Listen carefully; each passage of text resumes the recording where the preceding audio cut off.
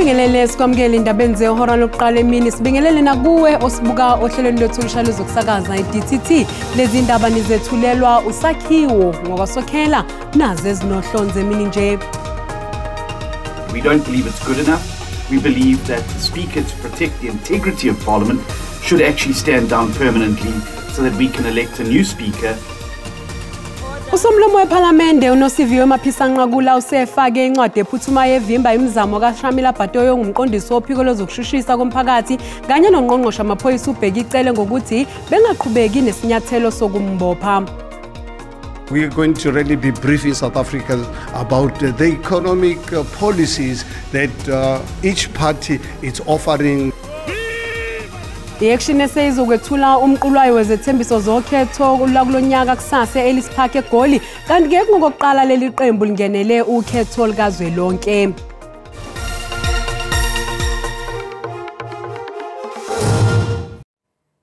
Usomlomo wePhalamende uNosiviwe Maphisanqakula usefake incwadi ephuthumayo evimba imizamo kaShamila Bhatoyo ngumqondisi wophiko lozokushushisa komphakathi kanye nongqongqoshe wamaphoyisa ubheka icele ngokuthi bengaqhubeki nesinyathelo sokumbopha.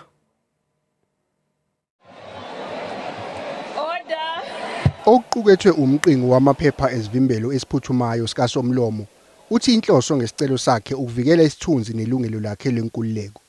uMaphisanqakula uthi ukusebenza kweNPA kanye namaphoyisa kufanele kuqhutshwe ngendlela ezohambisana nobulungiswa nakulowo osuke ehlonzwe njengomsolwa.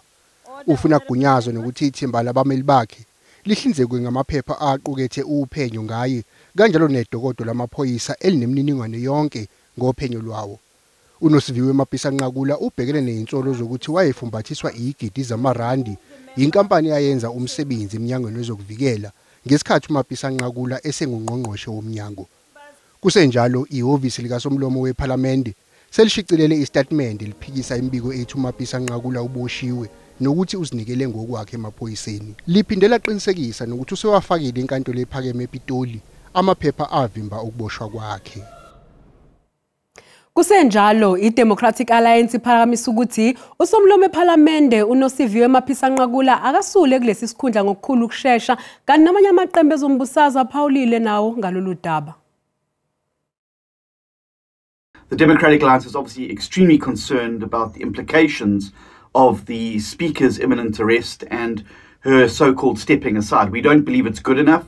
We believe that the Speaker, to protect the integrity of Parliament, should actually stand down permanently so that we can elect a new Speaker, so that the organisation and the institution of Parliament is not compromised, because it precisely has to exercise oversight over ministers and others who accuse themselves of misdeeds and state capture. The Speaker is the head of the legislative arm in South Africa. She's on the same level as the Deputy President with regard to the executive and the Chief Justice with regard to the judiciary. So it's absolutely a shocking development in that instance. And it's quite clear to me that we cannot proceed as such. A motion of no confidence is absolutely the right way to go at this stage unless the Speaker herself resigns as soon as possible. Well, I think first of all we need to establish exactly what is going on. The allegations are of a very serious nature. But remember, they are allegations at this point in time. We now confirm that the Speaker has not been arrested thus far. And I think it's a decision that we as Parliament must take. And if the decision is that we must bring a vote of no confidence, then so be it. In the best interest of South Africa for the Speaker to actually resign, the special leave is nonsense. It doesn't exist. It's really in the hands of, right now, from a legal perspective, of the ANC and the Speaker's own sense of integrity and service to this country. And I think that demands that she resigns rather than require Parliament to bring a motion of no confidence to remove her. Ukuzwaka banzi ngalolu daba sixhumana nentatheli ezombusazwe uSamkele Maseko onkanise ngaphandle kwekhaya likaSomlomo wePhalamende uNosiviwe Maphisanqakula. Samkele sikubingelele sikwamukele awusichazele kabanzi ngokuqhubekayo njengamanje lapho ukhona.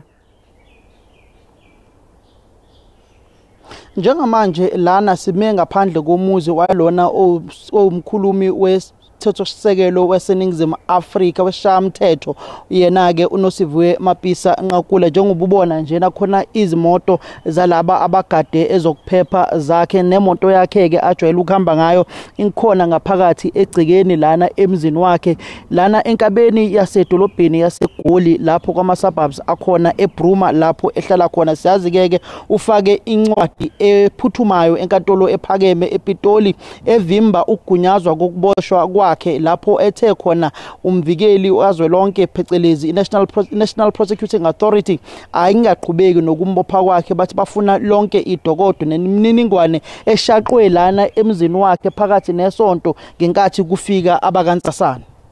Njengalokhu samukele Phawulile empeleni amaqembu ezombusazwe ahlukahlukene Phawulile ukuthi kufanele ukuthi asule esikhundleni kuthini ukuphawula kwakhe. Akakaphawuli ke yena okwamanje sike sakhuluma noJared Watson okuyena umshana kaGavin Watson osewasweleka lapho esikhulumeni naye uJared Watson osondelene kakhulu nomndeni wakaNqakula othe amampunge nje khona lokhu kuthiwa wayifumbathiswa imali abanye bonkontraka ababeqoshwe kuyona umnyango wezokuvikela eNingizimu Afrika ngenkathi uNosiviwe Mapisa Nqakula esongqongqoshe wezokuvikela kweNingizimu Afrika uthi umndeni ushaqeke kabi ilezi insolo kodwa ke balindele usuku labo enkantolo ingakho begunyaze abameli babo ukuthi behambe beye enkantolo ephakeme ePitoli ukuze kuyovimba ukubosha kwakhe uNosiviwe Mapisa Nqakula. Waphinde futhi waphawula ngokuthi isithunzi sakhe sizothunazeka kakhulu uma iNPA iqhubeka nokumbopha waze wathi futhi uma ethathwa eyiswa kuwona ke ama holding cell uzoba nenkinga yezempilo ingakho ke ezama ukuvimba ukubopha kwakhe ukuthi abameli bakhe nababeli bombuso abakhulume ukuze kuzotholakala isixazululo kuyena yonke into eyenzakalayo kwamanje. Siyazi ke umbuso abakaNtsasana ngenkathi befika bezoshaqa impahla la kwakhe bathole imininingwane yama architects laba abadwebayo ukuthi umuzi wakhe bazokwazi ukunweba kangakanani. Samukele sibonga kakhulu ngesikhathi sakho namhlanje emini. Loyo ke bekusamukele Maseko entatheli indaba zeSABC kwezombusazwe sihlabele phambili.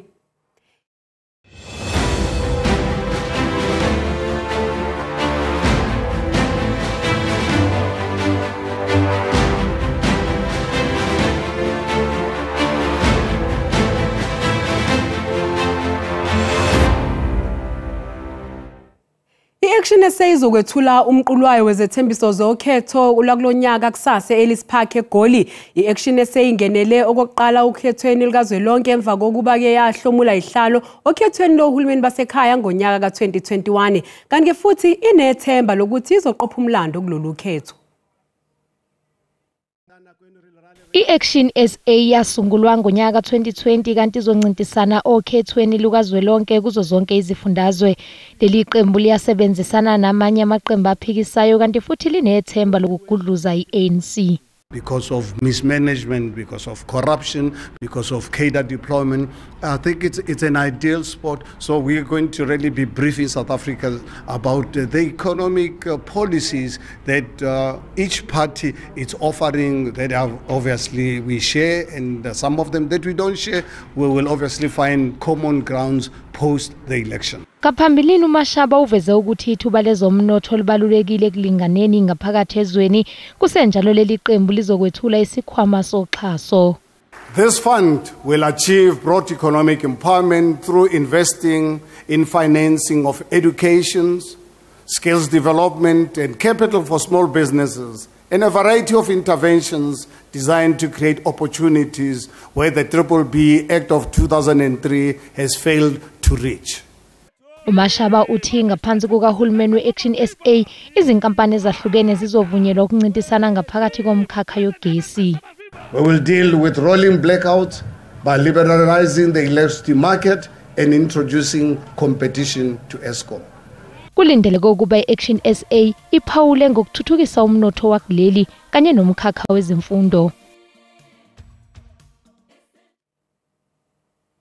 Umholi we-DA John Steenhuisen usegxeke umengameli we-ANC uCyril Ramaphosa enkulumeni yakhe yomqulo wezethembiso abeyethula eNelspruit eMpumalanga. uSteenhuisen uthi uRamaphosa uvikela iphini lakhe uPaul Mashatile ezenzweni zakhe zenkohlakalo. I-DA ithi usuku lamalungelo abantu kumele liqwashiseke nangokunganakekelwa kwabantu nokungahanjiselwa kwezidingo nqangi.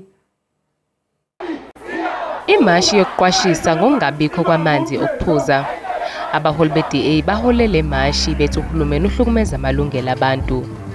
Leli qembu liphinde lethula umqulo walo wezethembiso kulesifundazwe. The country described in our Bill of Rights is still a fantasy. It's a dream for many of our citizens. Siyaphupha, a dream of the things that are there. So instead of equality before the law, we've got a president who's busy protecting his deputy president. You know the deputy president? Just this morning the news came out of 39 million rand house in Constantia that was bought by his son-in-law for him to stay in. Izakhamuzi zaseMbombela zithi ziyakholwa ukuthi i-DA izoletha uguquko oludingekayo kulesifundazwe. Get rid of crime and get rid of load shedding and get rid of water shortage. The youth, a lot are not educated because of shortage of NSFAS. They are striking, some are back home or such things. I-DA ilindeleke ukuba yethule umqulo wayo wezethembiso nakwezinye izifundazwe kulelizwe njengoba luya ngokusondela usuku lokhetho lukazwelonke. Umholi we-EFF uJulius Malema ufunge wagomela ukuthi iqembu lakhe lizoqeda inhlupheko kanye nokungasebenzi kwabantu uma iqembu lakhe linqoba ukhetho. uMalema ubethula inkulumo ngaphambi kwabalandeli beqembu embuthanweni eMonti e-Eastern Cape. EFF ikwiphulo lokukhulisa amalungu alombutho kumaphondo onke khona ukuze izokwazi ukulawula elilizwe. uMalema uthi eyona nto iphambili kukuphucula imeko abaphila kuzo abemi belilizwe. Uthi ukudala imisebenzi yeyona nto ingundoqo. uMalema uthi icekwa lilele kubavoti ukuba bakhethe iqela lakhe xa befuna ukubona utshintsho. We are here to rescue you, but you have to help yourself before we help you. You have to raise your hands so that we can extend our hands and pull you out of this mess, out of this deep hole of poverty, out of this deep hole of unemployment, out of this big hole of disaster that was created by the ANC. uMalema uthi abemi boMzantsi Afrika abanasizathu sokubhiyozela imini yamalungelo oluntu logama abantu abaninzi kweli besaphila phansi kwemeko ezimaxongo. Today we cannot celebrate the human rights. How do you say we've got rights when we don't have a flushing toilet? Umbutho we-EFF uthi uza kungena umzi nomzi egaya inkxaso emveni kokuba equkumbele irali zamaphondo ngecawa. Ndinguluba balotata kundaba ze-SABC eMonti. Sathi qu etolo kanti masibuya sizophathela udaba oluthi if I caused any offense to any person or organization, I also unreservedly apologize. Ijaji Juratha Mokgatleng elangamele iqala lokubulawa kaSenzo Meyo walishelezile ngamazwi alumelayo elawasho ngolwesithathu maqondana nokuziphatha kwabameli bebalela insundu.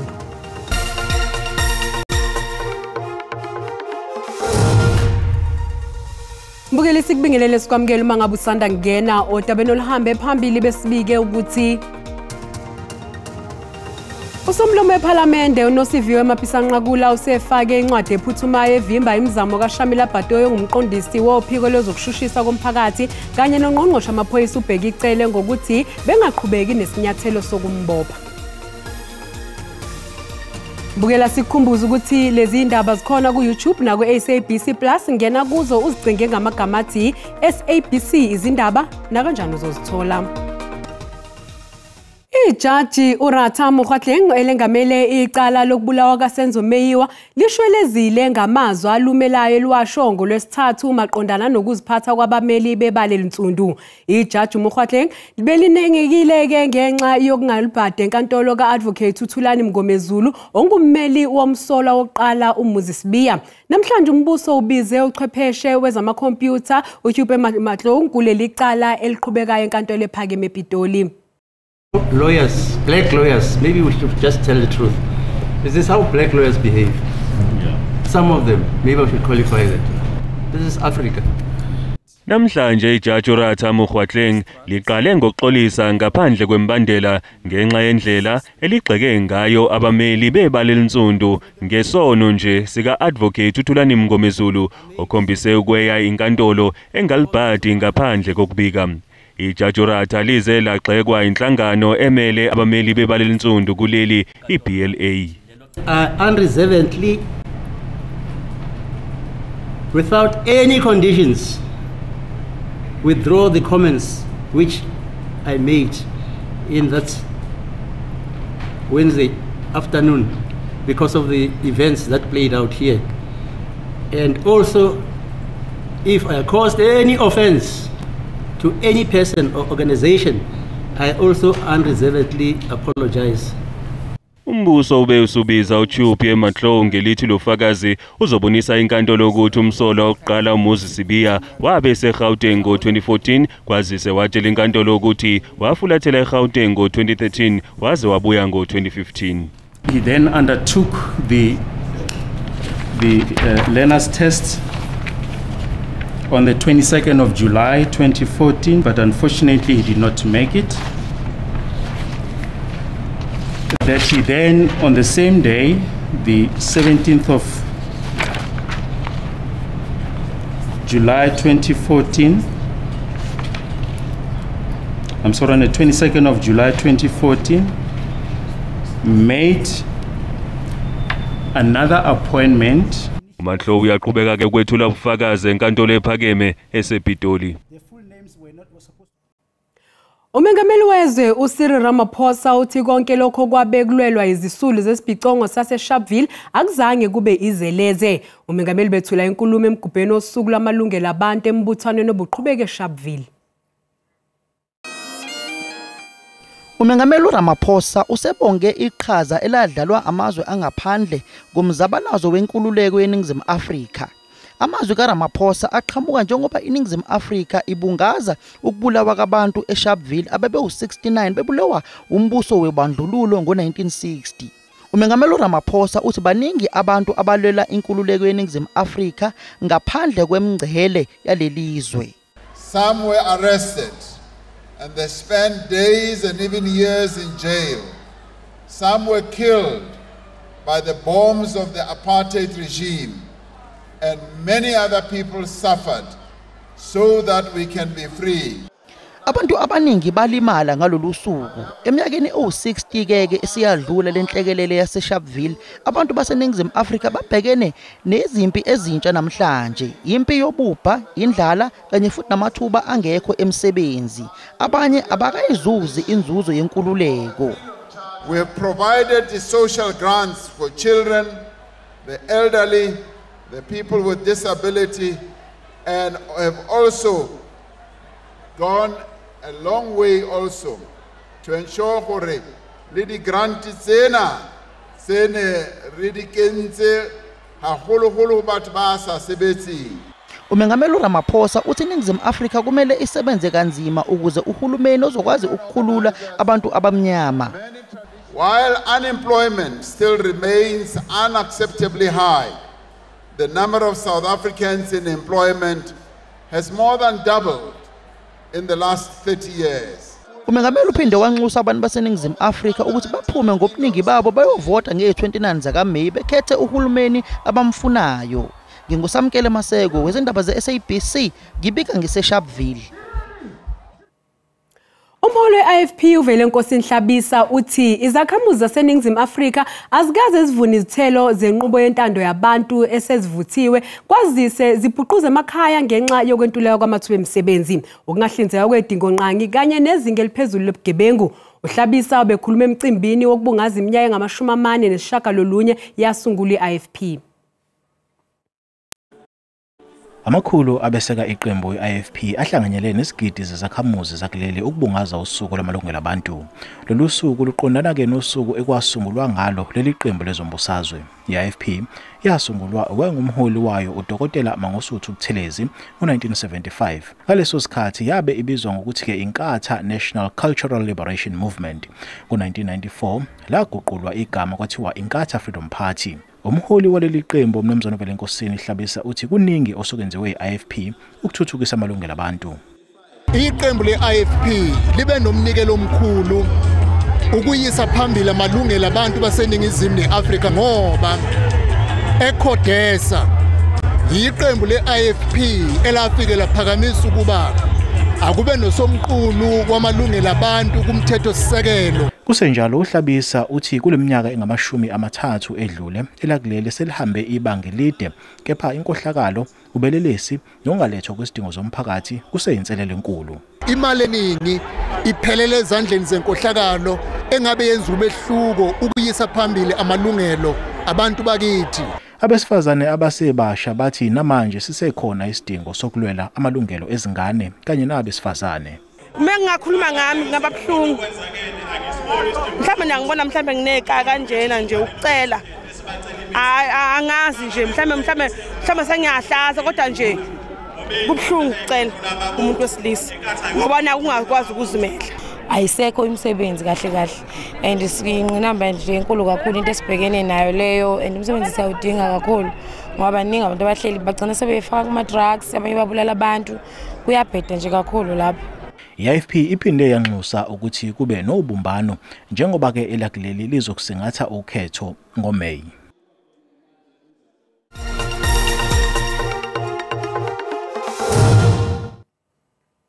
Umqeqeshi wabafana uHugo Brush uthi umdlalo wobungani neAndorra umnikeze ithuba lokuthi abone abadlali abasha bangakwazi ukudlala eqenjini lesizwe.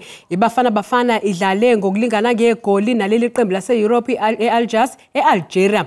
Lo mqeqeshi uthi ngisho noma ngabe iqembu lakhe linganqobanga ugculisekile ngendlela elidlale ngayo. Mbukeli umhlahlo wesimo sezulu yalandela emva kwekhefu.